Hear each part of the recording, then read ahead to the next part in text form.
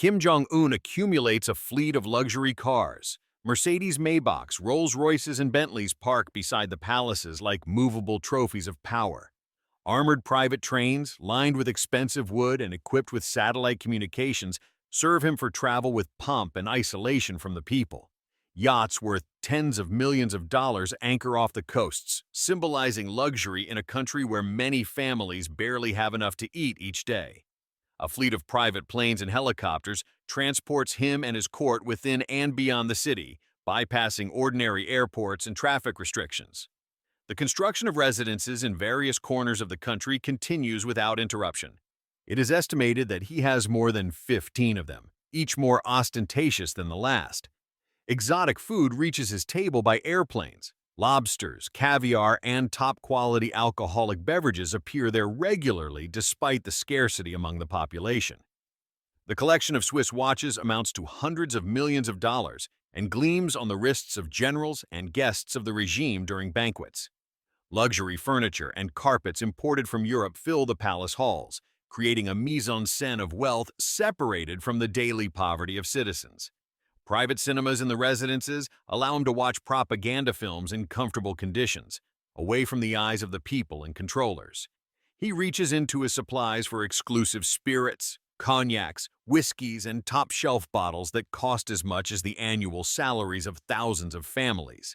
He has created a wine collection whose estimated value exceeds the budgets of local municipalities and which serves as a symbol of prestige and homage for the elite.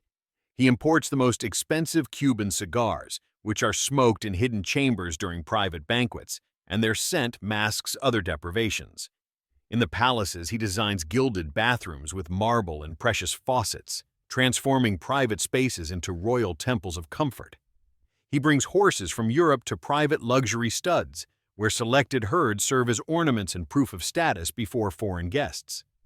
Luxury fitness equipment stands in private training rooms, even though ordinary citizens suffer from malnutrition and lack of medical care.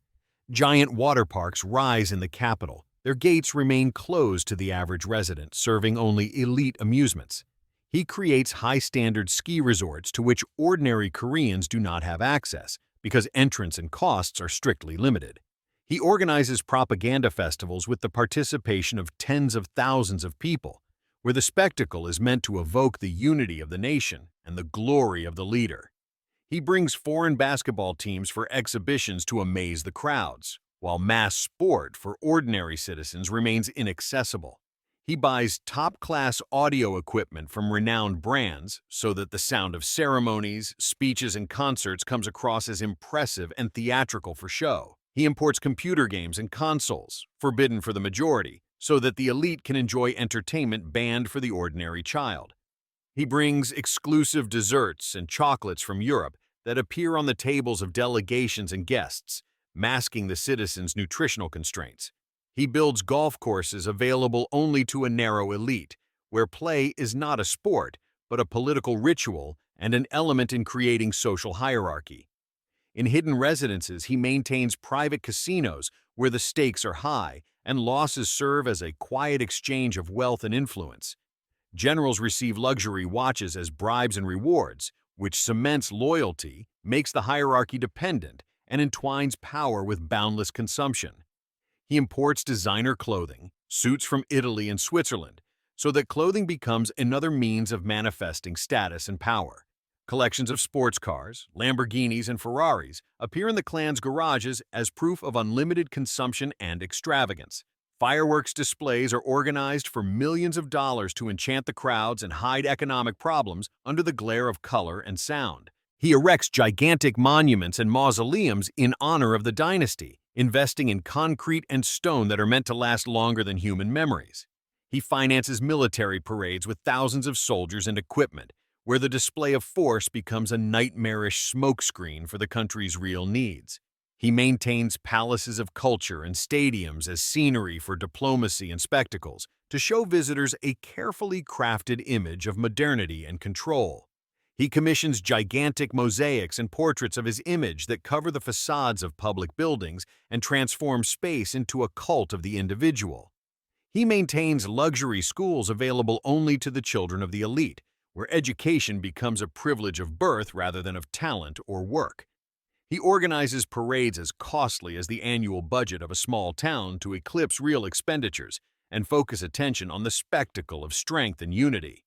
He produces millions of stamps bearing his image that end up in collections or are sent as a symbol of the state's omnipresence. He builds museums and exhibition halls full of his own portraits, where history is curated under the dictates of power and the aesthetics of a single dynasty. He organizes patriotic events for thousands of students intended to sow loyalty in young hearts and replace critical thinking with ritual. He finances secret cosmetic laboratories for the elite, where research serves only to preserve the youthful appearance of privileged families. He creates nature reserves used for private hunts where the elite can track game as a form of entertainment unavailable to subjects. He maintains riding schools only for his daughter and her circle, transforming the skill into a tool for raising a privileged elite.